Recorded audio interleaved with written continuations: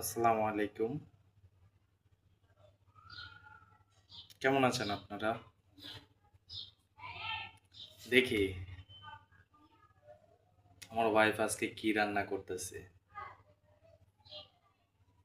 তো চলুন দেখে আসি। কি করো? এই তো ওই যে ডাল রান্না করতেছি, আমি ডাল বাগা দিই রসুন দিয়া।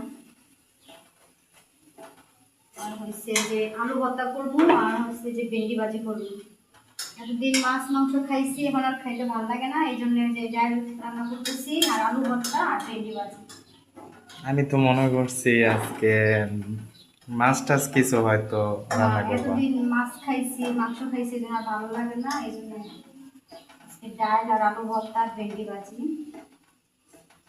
গরমের দিনে এসব খাওয়াই ভালো।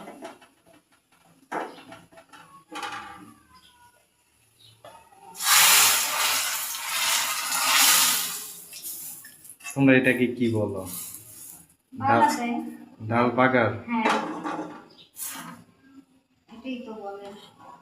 রসুন দিয়া আগে প্রথম দিনে রসুন দিছি, পেঁয়াজ দিছি, দিয়ে ডালটা সিদ্ধ করছি। এখন আবার রসুন, শুধু রসুন আর তেল দিয়ে বাগা দিছি।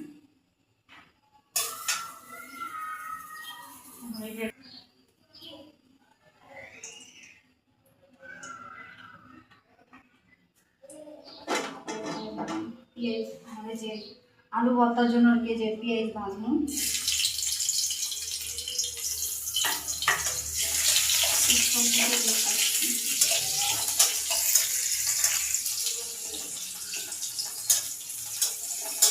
মানে একটু হালকা করে ভাজা লইলে আলু ভর্তাটা মজা লাগে, পেঁয়াজটা ভাজা লইলে আর কি।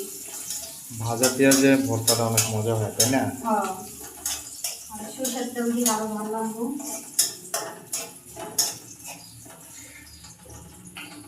ডালটা হয়ে গেছে।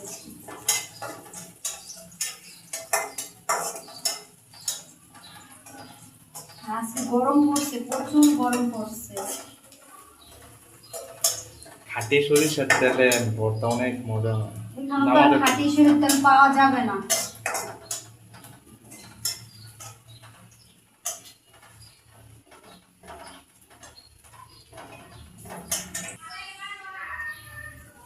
এই যে মরিচ দিয়ে দিলাম, এখন এই যে তেলের সাথে মরিচটা একটু ভাজা নিব।